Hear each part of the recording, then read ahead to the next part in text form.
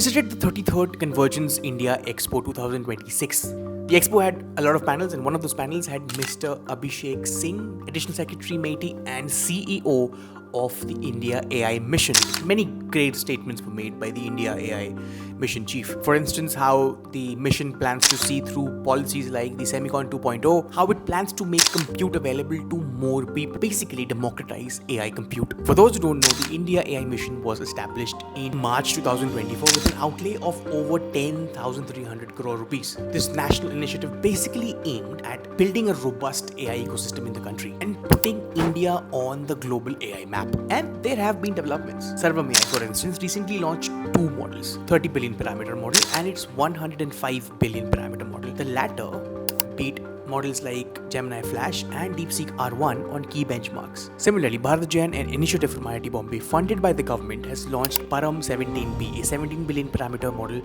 Again, no API dependence, a complete sovereign multilingual AI model. India AI Mission's bottom line? Well, technological self-reliance and most importantly, democratizing the benefits of AI for everyone. Right now, the India AI Mission has its hands full. Well, it already has a bunch of projects in the pipeline, and over that, a global chip crisis. Which is funny, by the way, because the very reason of the global chip crisis is, you guessed it, artificial intelligence. The India AI Mission recently got a boost of 1,000 crore rupees in the recent budget. It is currently awaiting to add 20,000 more GPUs to its already 38,000 GPU stack, with investments crossing over 200 billion US dollars. And that's not it. By the end of 2026, they are planning to procure a total of 100,000 GPUs in total. Hope you like the conversation. Here's the interview with Mr. Abhishek Singh. I want to ask you a few questions. First of all, you mentioned in last interview you had with BW, where you spoke with my colleague Rohit. You mentioned the 7 pillars. Right now, which one of those 7 pillars is working the strongest, and which one of them is still keeping you up at night and needs some work? So I would say that all 7 pillars are going on well. We have moved very fast forward on compute pillar, on foundation models. We just heard Sarvam launch their model. On the data coach, on the datasets pillar, we have almost 10,000 datasets. On the application development, we have done several innovation challenge hackathons. We have almost 50 solutions that are currently being deployed. Skilling pillar is going on very well, in which we are giving fellowships. We are setting up data labs. The startup financing pillar also, like we have done the one round of accelerator program at Station F Paris. The second round is currently underway. Even on the safe and trusted pillar, we have developed several tools for safe and trustworthy and ethical AI as per the Manav framework given by our Honorable Prime Minister. So I would say that all 7 pillars are going on strong, but the pace at which we are, at the momentum that we are, will need to go far ahead from where we are. So you also mentioned that right now Indian startups, early stage AI startups, are getting GPUs at 65 rupees per GPU per hour, which is about 0.78 US dollars as compared to the global average of $3. That's great, and AI startups are taking advantage of that. So there is one concern that startups like Sarvam and Bharatjan, they have made Indic focused AI models. What if global companies, global giants, do the same thing but at a larger scale? No, see, global models which are there, they are not trained on Indic datasets from scratch. The difference between Indian models like Sarvam or Bharatjan or Gyani or Socket or GAN is that they are trained on Indian language datasets from the beginning. So the way the architecture is, the way the algorithm is much different.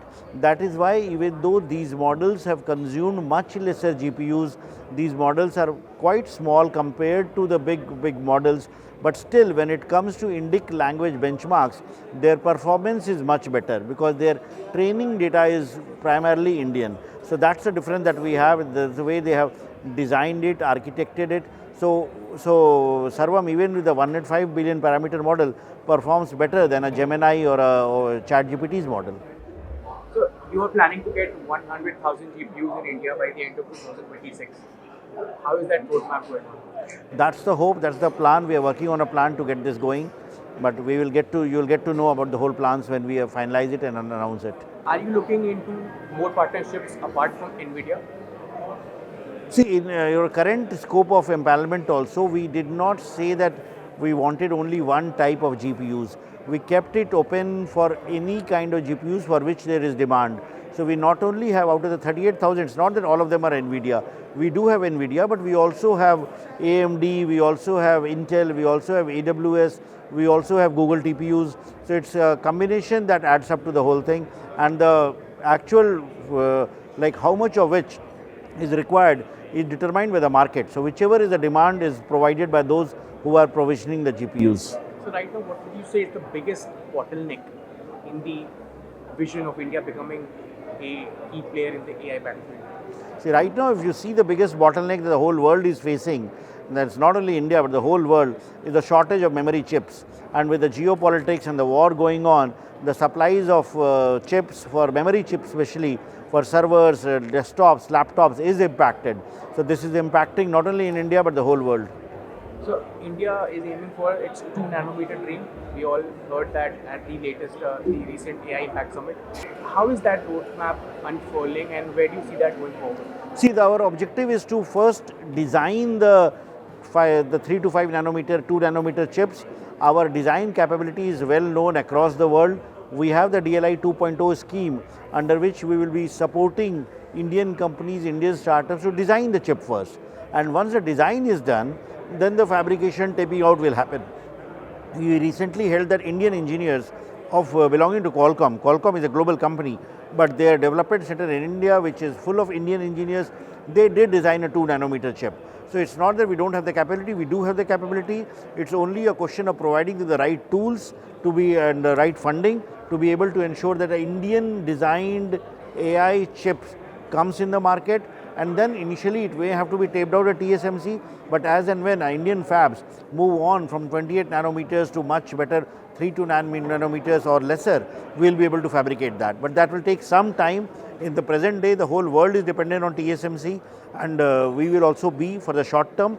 But in the long term, given our size, given our potential, given our talent that we have, we will be able to produce the best that is there in the world. Is there a strategy in place to overcome those hardware limitations at the moment? No.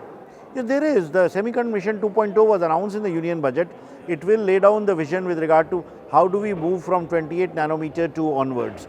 Like we till a few years back, we only had the Mohali Semiconductor Lab, which had 180 nanometers. From 180 nanometers, we have come down to 28 nanometers, and in the Semicon 2.0, the roadmap and the vision for going further down will be announced. And these are things that do take time. These are not like overnight things happen. So with the right policy environment, with the right investment, with the right support, we will be able to achieve what is today the best in the world. Right now, what is IndiaAI Mission's top focus area?